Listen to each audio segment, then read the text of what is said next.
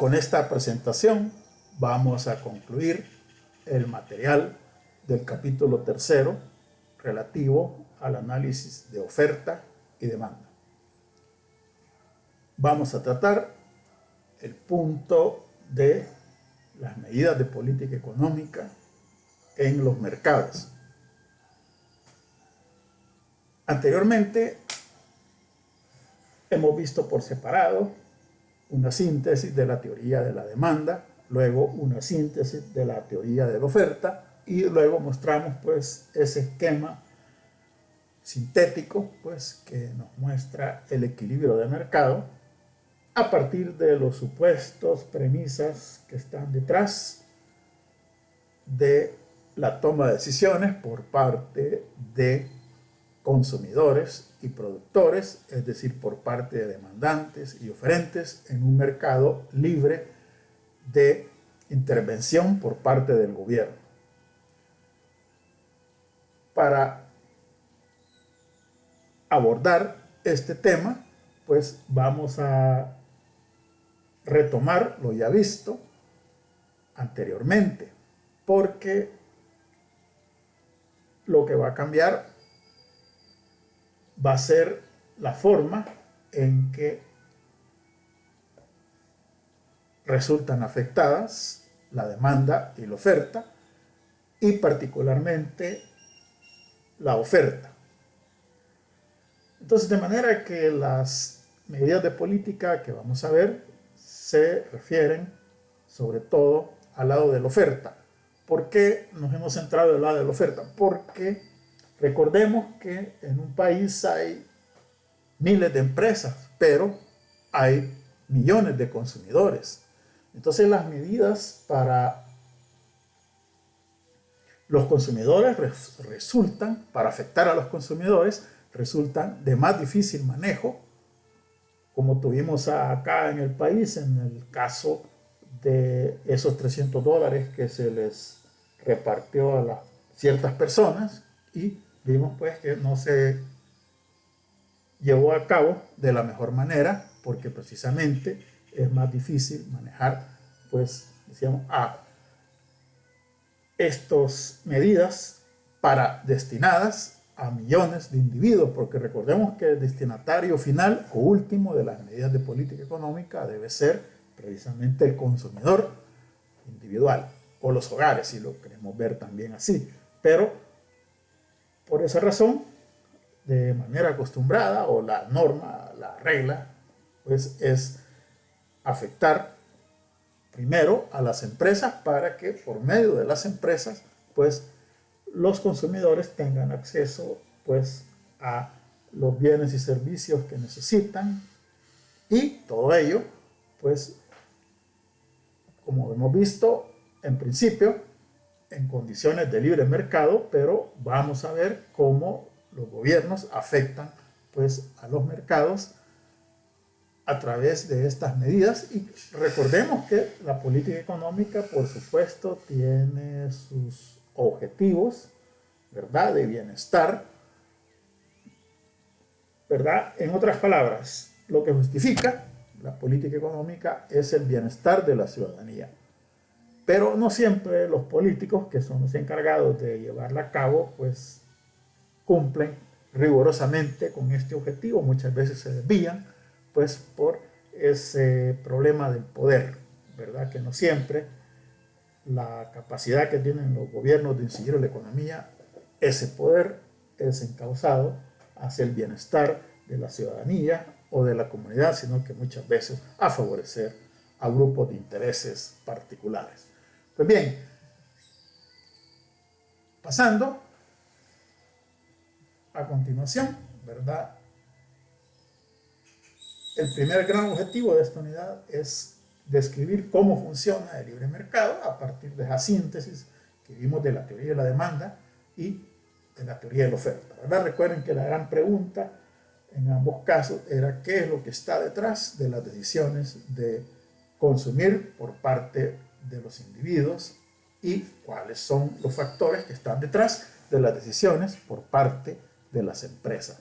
Hoy nos vamos a centrar precisamente en la reacción que ocasiona en los consumidores y en los productores esas medidas de política económica.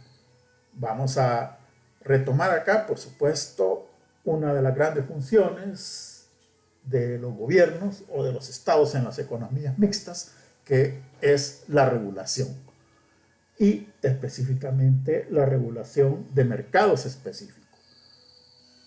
Y precisamente de esto es lo que trata la microeconomía, de describir cómo funciona el mercado específico de un bien o un servicio. Y sabemos pues que de suyo, lo vimos antes, ¿verdad? En una economía mixta que está más, por así decirlo, cerca del esquema liberal, pues siempre hay problemas intrínsecos, ¿verdad? Es decir, típicos, característicos o propios, ¿verdad? Fallas de eficiencia, fallas de equidad y fallas de inestabilidad. Entonces, esto que vamos a ver tiene que ver precisamente con esas fallas de eficiencia en el funcionamiento de un mercado específico, porque recordemos que hay infinidad de mercados en una economía particulares y cada uno con sus propias características, con su propia dinámica, y esto, pues, como ven, no todos los mercados ocasionan problemas a la sociedad, lo que llamamos externalidades. Algunos mercados, pues, tienen que ver con productos esenciales, otros con productos de lujo. Entonces, claro, esto es complicado, pero el análisis microeconomía nos da las pautas generales para, pues, justificar la intervención o la regulación de los mercados por parte de los gobiernos, que es, pues, de rigor en estos tiempos. Vaya, veamos esto así. Si un mercado no ocasiona o no requiere o no se justifica la intervención o regulación del gobierno, entonces puede funcionar libremente, ¿verdad? Siempre y cuando no genere inconvenientes al resto de la sociedad. Pero sí, ¿verdad? Sabemos que en un momento determinado es necesario, ¿verdad?, que el gobierno meta mano en los mercados. Entonces, ¿verdad? La gran regla acá es que, pues, debe haber tanta libertad como sea posible, pero el gobierno tiene que intervenir allá donde sea necesario. Bien, ¿qué es lo que vamos a ver en concreto? Bueno, ¿cuál es el gran objetivo que observa nuestra unidad? Analizar el proceso de ajuste y los efectos sobre el equilibrio de mercado de las medidas de política económica siguientes. 1. Subsidios. 2. Impuestos. 3. Cuotas de producción. Y 4. Control de precios. O sea, vamos a ver esas 4 medidas que nos plantea la teoría microeconómica para condicionar o regular, intervenir un mercado. Hay más medidas, nos vamos a referir a estas 4 y recordando que son medidas por el lado de la oferta, por el lado de la producción. Hay unas, por supuesto, que afectan directamente a los consumidores, pero nos vamos a centrar en estos casos. Pues bien, vamos a recapitular lo ya visto.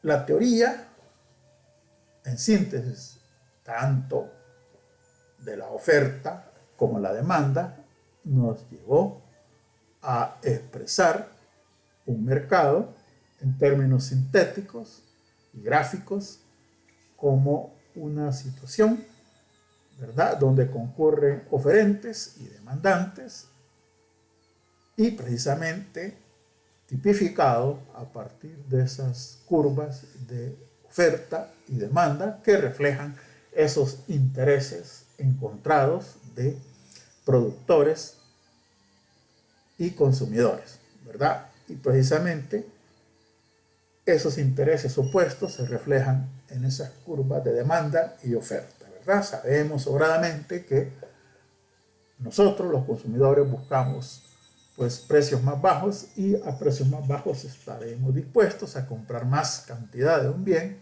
y por el contrario, los productores, el incentivo para producir y colocar un bien o servicio en el mercado es que pueda venderlo a un mayor precio. Entonces la disposición para colocar, para vender un producto aumenta con los precios, a diferentes precios, en tanto que los consumidores muestran, como ven, una conducta opuesta. Todo esto lo resumimos, ¿verdad?, en ese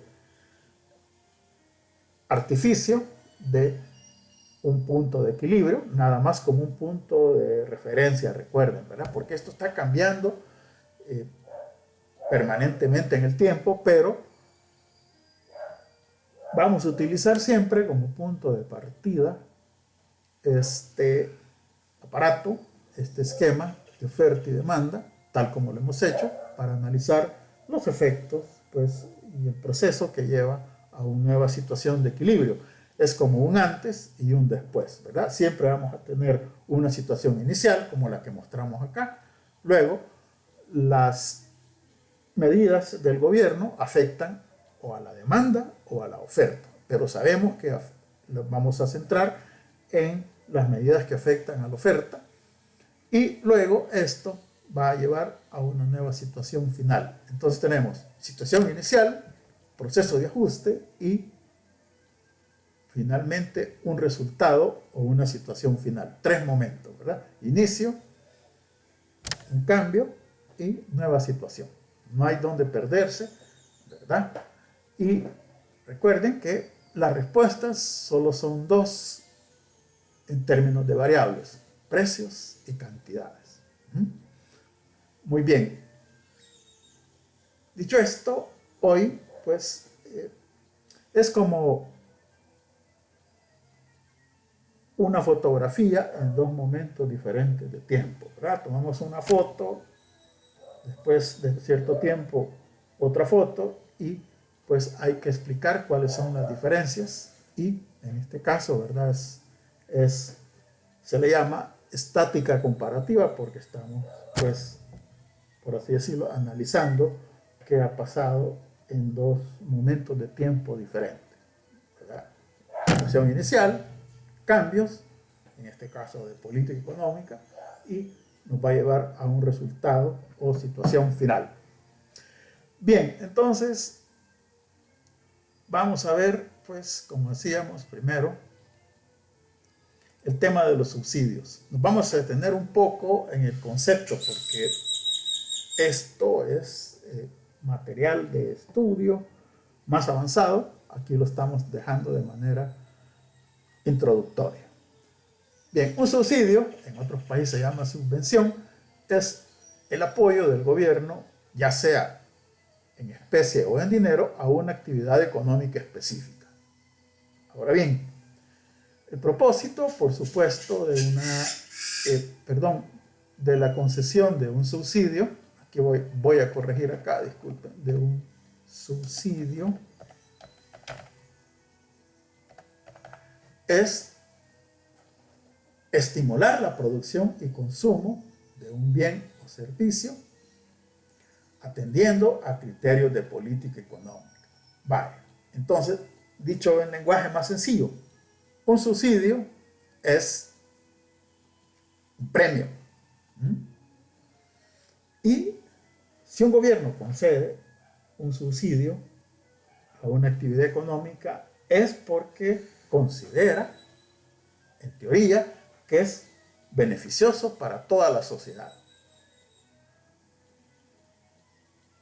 Miremos el caso en este país del subsidio al transporte público, al gas propano, a la energía eléctrica y al agua potable, ¿verdad? ahí en el recibo, ahí aparece tanto de facturado.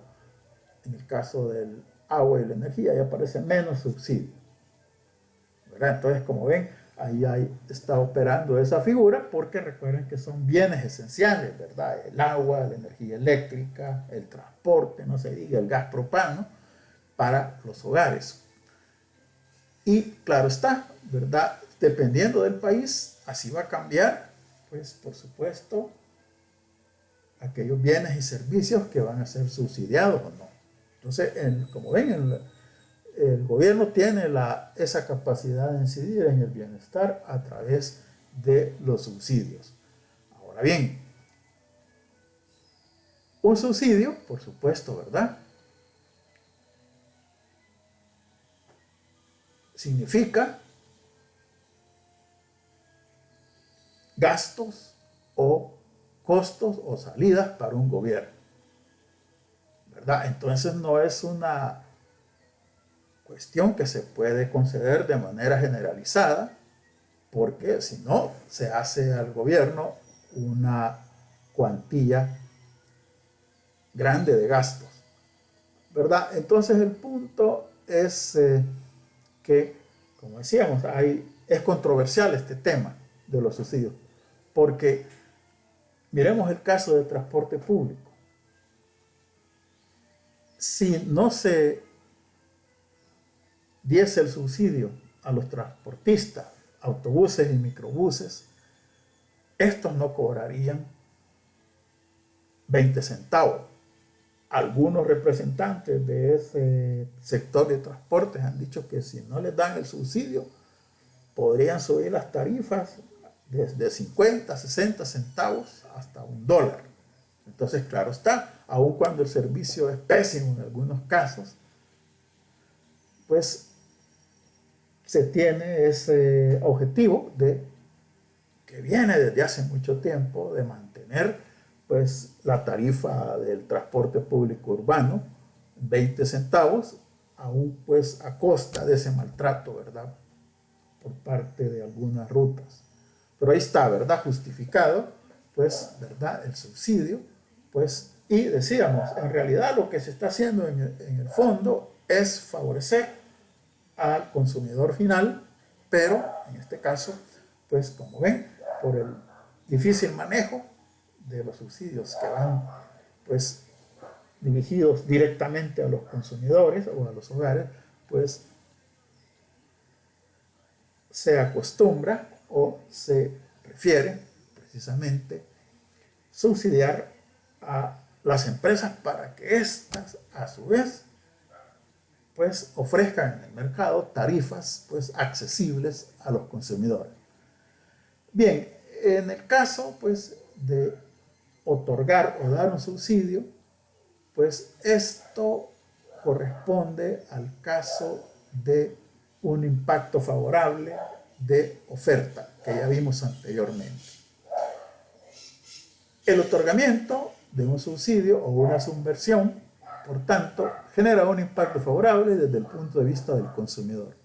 Considerando un subsidio a los productores, los efectos corresponden al caso de un aumento en la oferta, como lo vimos anteriormente, o un impacto favorable de oferta, tal como lo vimos anteriormente y lo vamos a ver en el gráfico a continuación. Nuevamente, los efectos de un subsidio, al igual que un impacto favorable de la oferta, son una baja en el precio de mercado y un aumento en la cantidad demandada. Así, un subsidio favorece tanto a productores como a consumidores.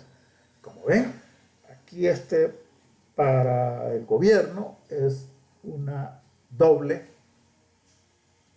jugada, por así decirlo, hace doble play, ¿verdad? Porque, como ven, queda bien con las empresas como también con los consumidores. Y ahí, pues, como ven, la importancia que le dan los políticos, porque recuerden que a la larga estos son votos en las siguientes elecciones. Pero esto ya viene desde hace tiempo, ¿verdad?, aquí en el país, en esos casos que mencionaba. Bien, miremos hoy el gráfico correspondiente, ¿verdad? Siempre estamos en esa situación original de demanda y oferta. Siempre la situación original, las curvas están en color azul. La concesión de subsidio se representa, por tanto, en el gráfico con el traslado de la curva de oferta hacia la derecha. Ahí vemos que las flechas amarillas señalan pues ese movimiento, pues indicando que cualquier volumen de producción será ofrecido a un menor precio, porque ese es el propósito, ¿verdad? Que las empresas ser subsidiadas para que garanticen a los consumidores, a los demandantes, pues un precio accesible. Leyendo el texto, ceteris paribus, el subsidio permite a las empresas obtener mayor rentabilidad, por lo que aumenta el incentivo para producir y vender más. Y por el lado pues, de los consumidores, la respuesta es un aumento en la cantidad demandada. Entonces vemos pues que el resultado es claro. Cuando hay subsidio, las empresas están en condiciones de ofrecer un precio o una tarifa más baja al consumidor, como decíamos en el caso del transporte público, ¿verdad? Si no hubiese subsidio estarían cobrando 60, 50 algunas rutas, pero con subsidio, como ven, todavía hay subsidio, pues están cobrando menos, 20 centavos, siguen cobrando esos 20 centavos. Entonces vemos que indiscutiblemente el resultado pues es doblemente favorable porque hay más acceso y este mayor volumen de producción y consumo es a un menor costo o precio. Entonces vemos pues que la respuesta aquí ante el otorgamiento de un subsidio, la respuesta es una baja en el precio de mercado y un aumento en el volumen de producción y consumo. Entonces, inevitablemente, pues nos lleva a esta situación favorable, como decimos, desde todo punto de vista. Pero decíamos que esto, en rigor, debería ser para una actividad que, si bien es cierto, como en el caso del transporte público, es una tarifa baja, 20 centavos, pero habría que mejorar el servicio porque deja mucho que desear. Entonces, como ven, esto además funciona como un espejo. Podemos decir que si una actividad tenía subsidio y se lo recortan, entonces el movimiento será en sentido contrario. Entonces, como ven, si un subsidio es un premio a una actividad económica, si se lo quitan, pues sería una especie de penalización o castigo. Entonces, no olvidemos esto, ¿verdad? Porque nos ayuda a comprender también las situaciones opuestas. Digamos, aquí mostramos los casos positivos, ¿verdad? Pues claro, es lo mejor, pues, que algunas actividades económicas sean subsidiadas. Claro está, pero no se puede con todas. Tienen que ser, por supuesto, seleccionadas, ¿verdad? Atendiendo a criterios lógicos, pues desde el punto de vista del bienestar del consumidor. Recuerden que se supone que debe ser pues el soberano del sistema económico o el destinatario último de la producción de las empresas. Bien, entonces, como ven, un subsidio pues a los productores, ¿verdad? Permite pues que los consumidores tengamos acceso a tarifas de servicios y precios de bienes más accesibles. Bien, hoy miremos el caso opuesto que se refiere a los impuestos. Bien. Bueno, los impuestos es un tema más controversial porque a nadie le gusta pagar impuestos, ¿verdad? Pero necesariamente la fuente de financiamiento de los gastos del gobierno, de los gastos corrientes, son los ingresos corrientes, principalmente los impuestos, ¿verdad? Entonces de los impuestos nadie se escapa. Bueno, solo aquellos que evaden, ¿verdad? Ya se sabe, siempre hay ese problema, eluden y evasión de impuestos. Va, entonces un gobierno necesita, para cumplir con el mandato constitucional, pues del bienestar colectivo, del bien común, pues necesita extraer recursos de la sociedad. Y lo hace a través de varios tipos de impuestos: impuestos sobre la propiedad, terrenos, inmuebles, sobre los ingresos, sobre la ganancia, sobre la venta, hasta hubo un impuesto en la administración pasada del 5% a la telefonía, la compra de equipo computacional, y ahí está ese famoso 5%, ¿verdad? Que todavía fue una gran promesa que le iban a quitar porque a nadie le gusta pagar más impuestos. Entonces en las últimas administraciones hubieron pues algunos impuestos nuevos y otros impuestos que ya existentes que fueron pues aumentados, ¿verdad? Había todo ese conjunto pues de impuestos. Ahora bien, los impuestos, hoy desde el punto de vista microeconómico y viéndolo desde el punto de vista empresarial, pues representan un costo adicional a los costos de operación de las empresas. De manera que es una costumbre o una regla que este aumento o estos costos adicionales se reflejan en los precios del bien o servicio que las empresas llevan al mercado, ¿verdad? Lo justo sería, ¿verdad? Porque se tienen que desquitar, porque a algunas se les puede caer el negocio, otras ganan menos. Ahí cada empresa puede, ¿verdad?, asumir esos mayores costos en virtud de los impuestos o trasladarlos al consumidor rápidamente. Pero lo cierto es que en general las empresas pues terminan cargando esos impuestos nuevos o el alza en los existentes a los precios de mercado, a los precios de venta al consumidor final, ¿verdad? ¿Quién termina pagando precisamente esos impuestos? Bien, nos vamos a referir específicamente a los impuestos sobre las ventas, como el caso del impuesto al valor agregado.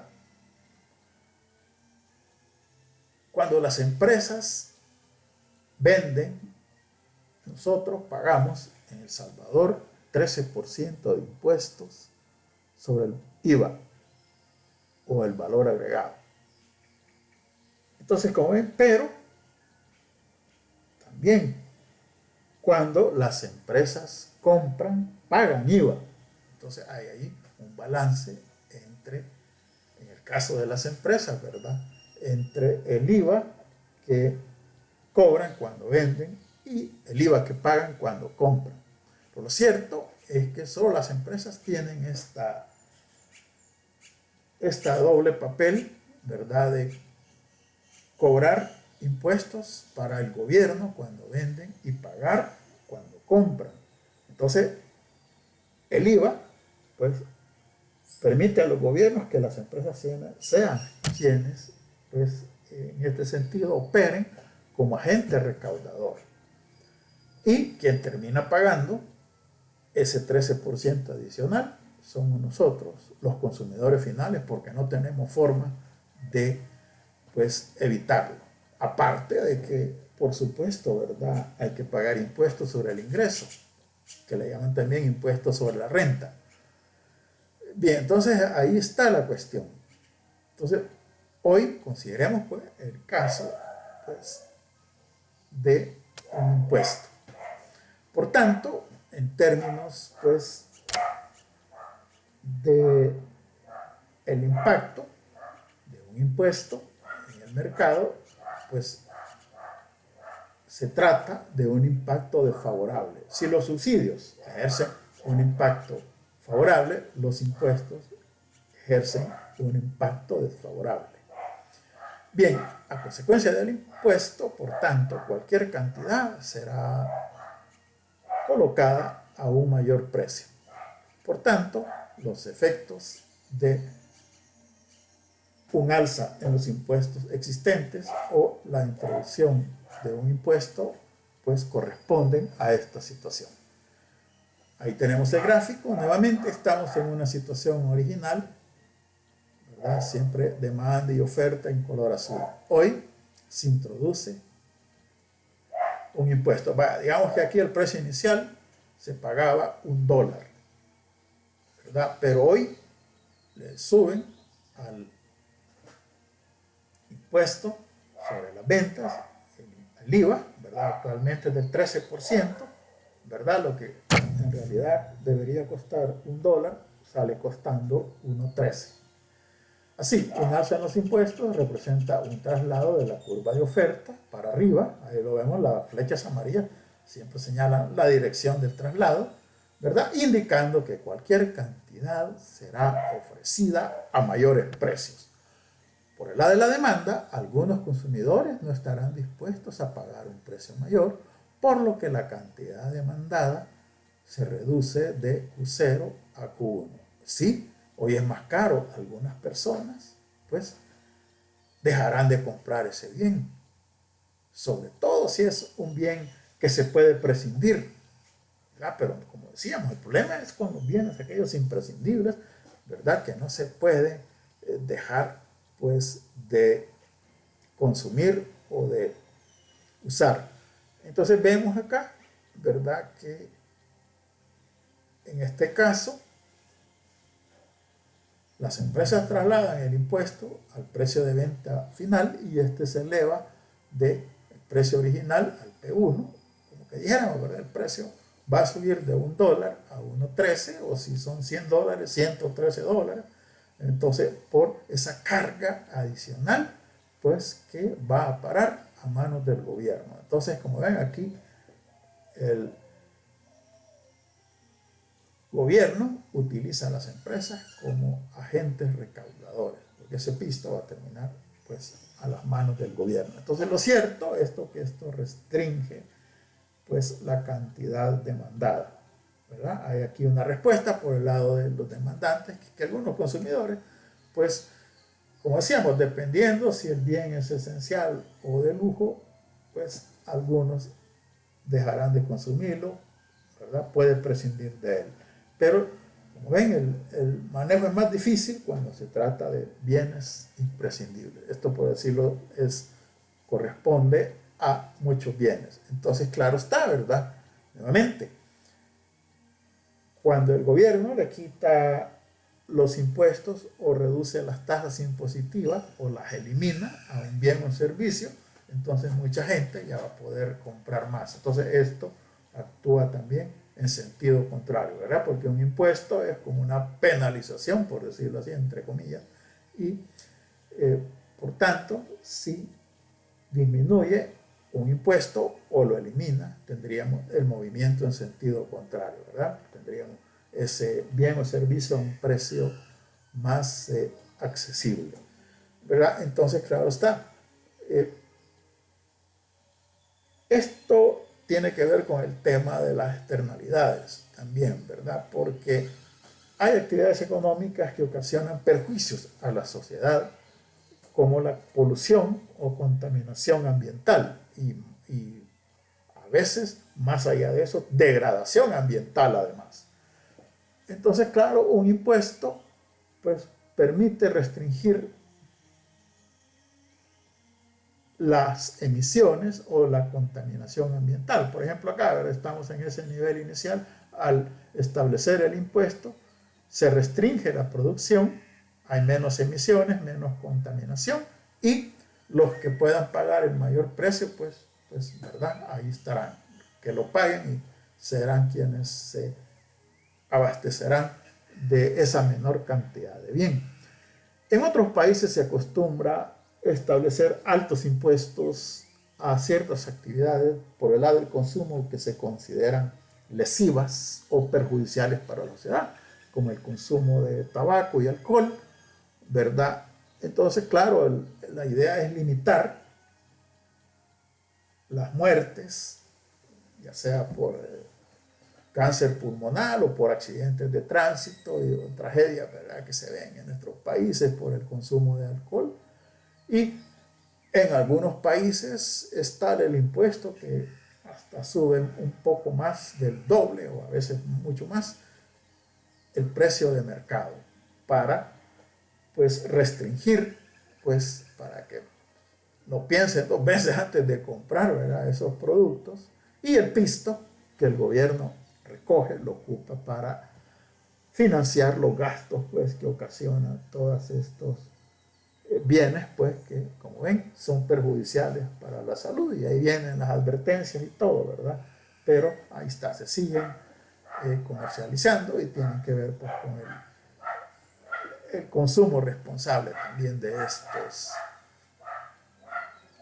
bienes, ¿verdad?, que hemos mencionado. Y así, pues como ven, si una actividad está perjudicando a la sociedad, pues los impuestos, gravarla con un mayor impuesto, si no tiene, introducirle un impuesto, es una medida pues de común aplicación en muchos países del mundo, ¿verdad?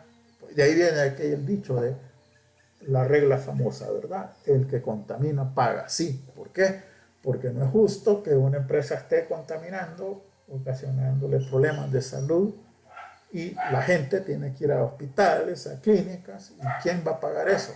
Pues debería pagarlo, financiar quien ocasiona esos perjuicios, ¿verdad? Entonces ahí está ese problema que llaman costo social.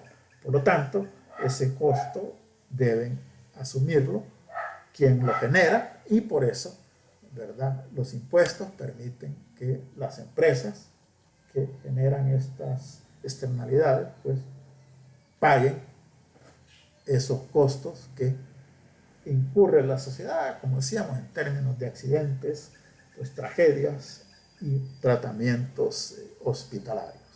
Ahí tenemos ese tema.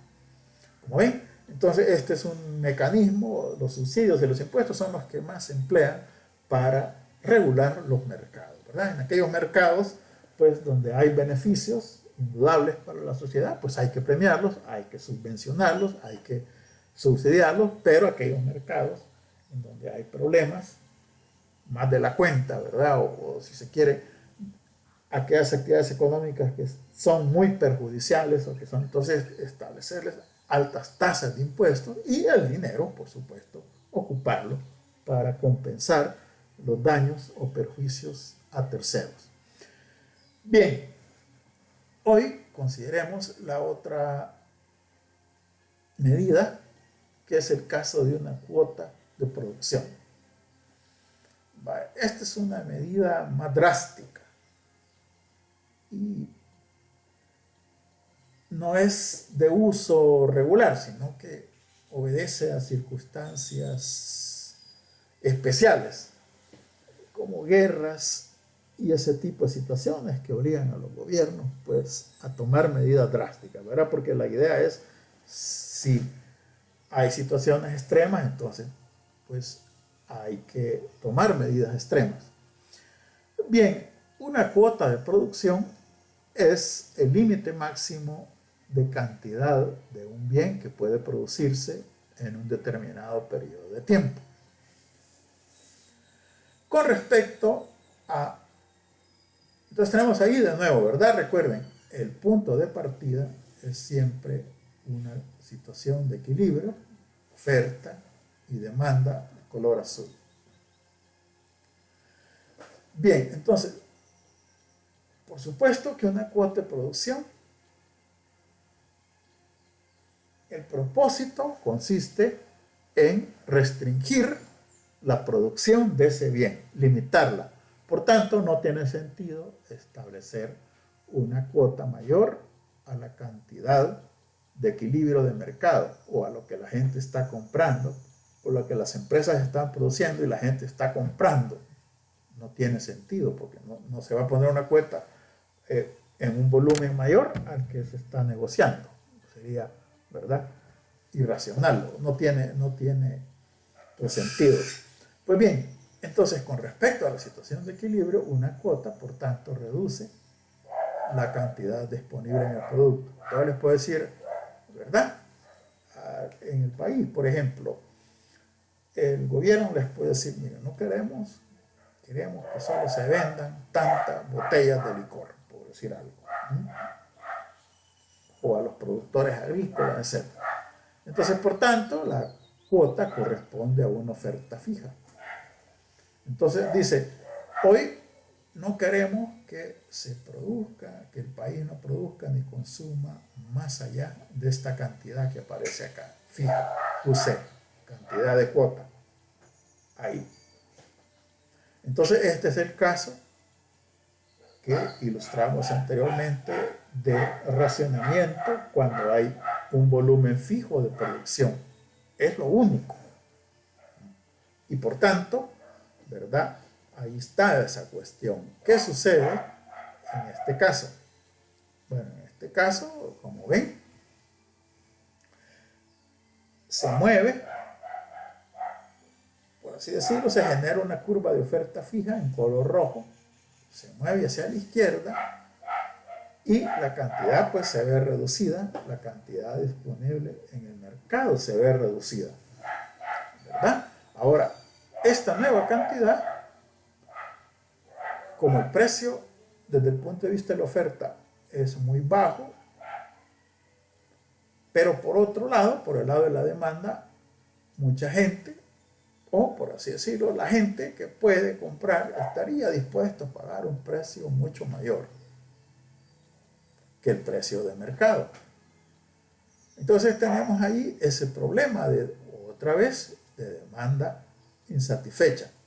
Y aquí otra vez entra el mecanismo de racionamiento de la escasez a través del poder adquisitivo, ¿verdad? Dependiendo de la urgencia, pues, de ese bien, así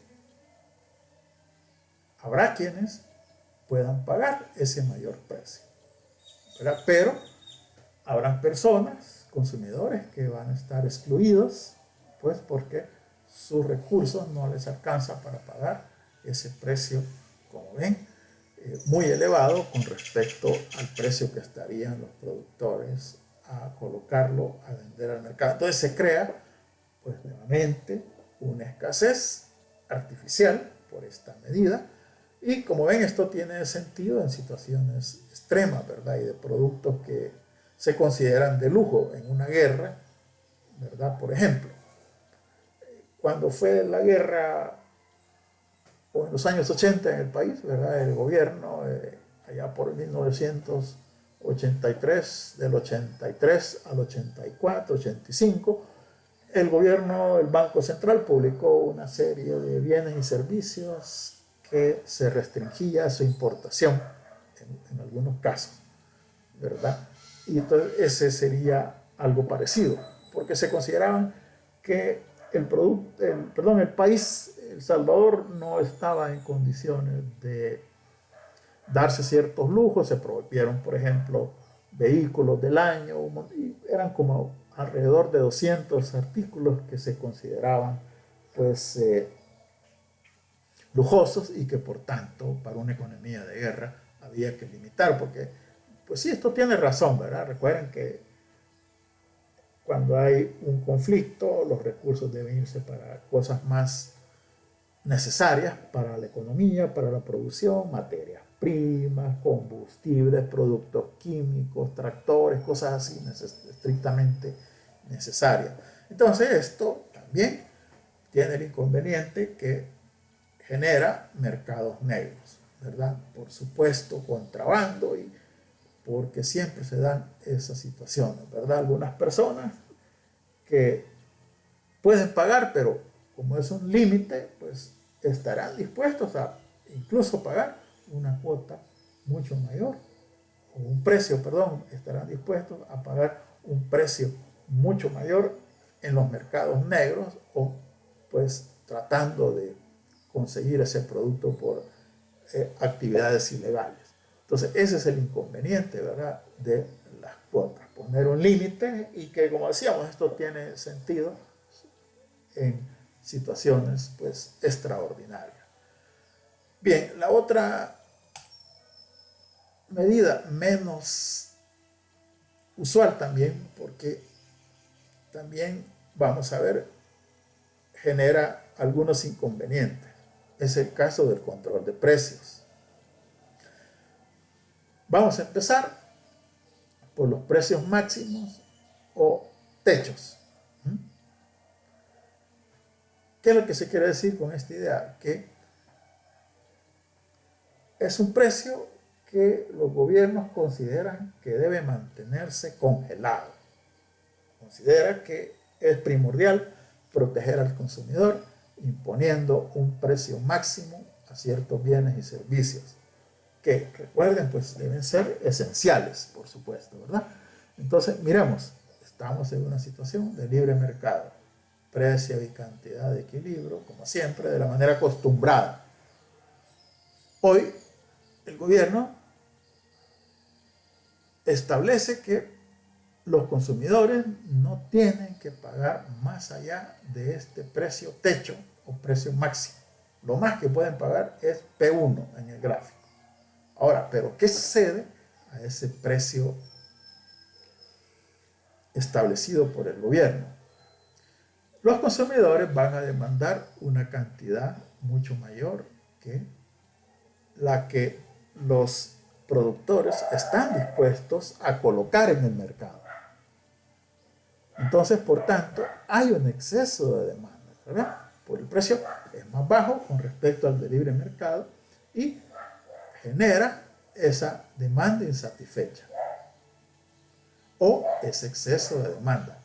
Ahora bien, recordemos que si el mercado fuese libre, él solo, según este esquema, ¿verdad?, se arreglaría, pero no es así, sino que es un precio que es establecido, ¿verdad?, decíamos, de manera autoritaria por el gobierno, y es ilegal pues cobrar un precio mayor. Nuevamente, mientras persista esta situación de un precio máximo, pues las personas que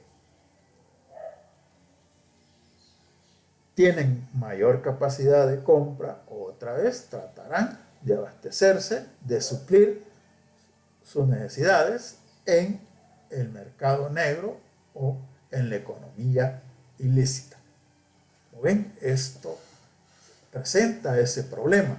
Entonces, claro está, esta medida tiene más sentido, como decíamos, cuando hay terremotos, inundaciones, ¿verdad? Entonces, evitar está bien, pues, para proteger al bolsillo del consumidor, porque, ¿verdad?, son situaciones anómalas y, como decíamos, también situaciones extraordinarias demandan medidas pues extraordinarias. Entonces, como esto tiene más sentido, como ven, pues en ese tipo de situaciones como la que estamos viviendo, ¿verdad?, por este clima que hemos tenido en esta última semana, ¿verdad? Hay cosas así cuando se va haciendo complicada pues la situación económica y en particular pues la producción de un bien y servicio, pues, y sobre todo cuando es esencial para la población.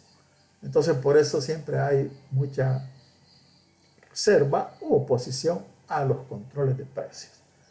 Vaya, hoy vamos, entonces, como ven, en definitiva, un precio máximo se hace con el propósito de salvaguardar o proteger pues el bolsillo del consumidor y por supuesto también los estómagos. Hoy vamos a su contraparte, los precios mínimos. Y regresemos otra vez al esquema de demanda y oferta, siempre, ¿verdad?, en su situación de equilibrio inicial, en color azul. Hoy no hay movimientos, como ven, sino que solo estamos viendo qué sucede cuando un gobierno establece o impone un precio, como hemos visto anteriormente, por abajo del de libre mercado, y hoy cuando establece un precio por arriba del libre mercado. Bien, en este caso, el gobierno lo que quiere es proteger a una actividad económica desde el punto de vista de la producción. Y esta es práctica común en la agricultura de muchos países. Estados Unidos, por ejemplo, la remolacha azucarera, el tabaco, el algodón son subsidiados.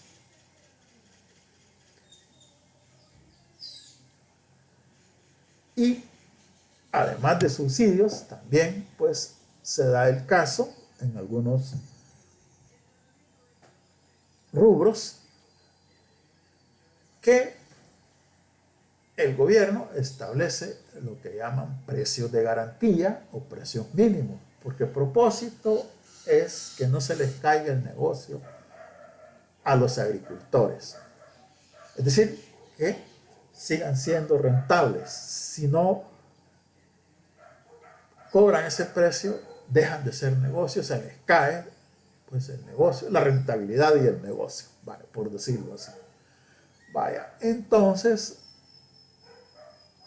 y de tal manera que en una coyuntura determinada puede ser que si venden al precio de mercado incurren en pérdidas y tendrían que abandonar el negocio.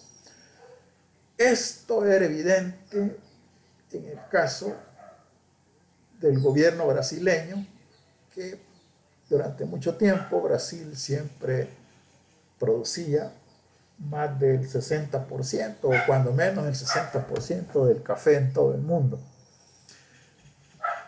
Entonces lo que hacía el gobierno le prometía comprar el café en exceso de la demanda del mercado interno a ese precio.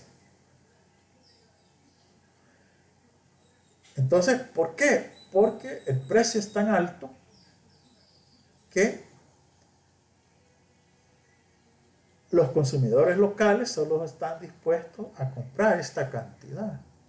Pero ellos, en cambio, los productores, están dispuestos a ofrecer un volumen mucho mayor. Por tanto, hay un exceso de oferta. Entonces, por ejemplo, ahí tenemos en la lámina, el gobierno establece que el precio que deben cobrar los agricultores no puede ser menor a P1. Pero este es un precio muy restrictivo para los consumidores y la cantidad que estarían dispuestos a comprar es pequeña.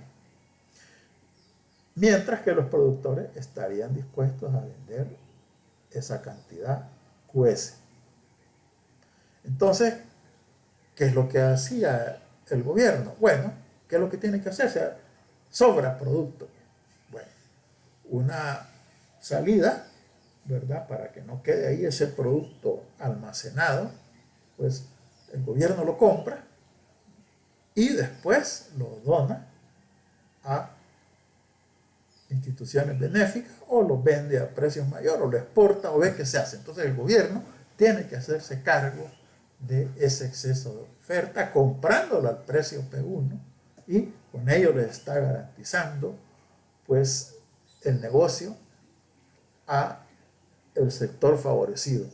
Incluso habían años que tanta era la cosecha en Brasil que hasta tenían que botar el café, ¿verdad?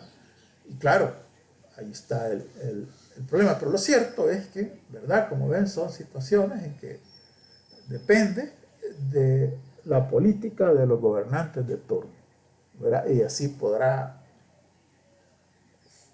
favorecer a un gremio de productores determinados, ¿verdad? Algo parecido, ¿verdad? Sucede aquí, pues, aunque no de esta forma, ¿verdad? Como decíamos, con algunas actividades agrícolas, por ejemplo, la caña de azúcar, ¿verdad? Que siempre han tenido, pues, prerrogativas. Hoy, lamentablemente, los cafetaleros, pues, ya no es como antes, ¿verdad? Y pues está reduciendo el parque cafetalero, así como el volumen de producción. Entonces tenemos, pues, como ven, estas figuras que emplean los gobiernos para regular los mercados, para intervenir, para condicionar los mercados. Que, como decíamos, son medidas, pues, que son la regla y no la excepción, porque sabemos que, como lo vimos anteriormente, las economías mixtas generan también problemas de eficiencia y es necesario condicionar, pues, o regular la actividad económica, ¿verdad? Ahí está. Entonces se puede favorecer o penalizar una actividad económica a partir de estas medidas que hemos considerado. Muy bien, con esta presentación cerramos la unidad 3 de nuestro programa de estudio.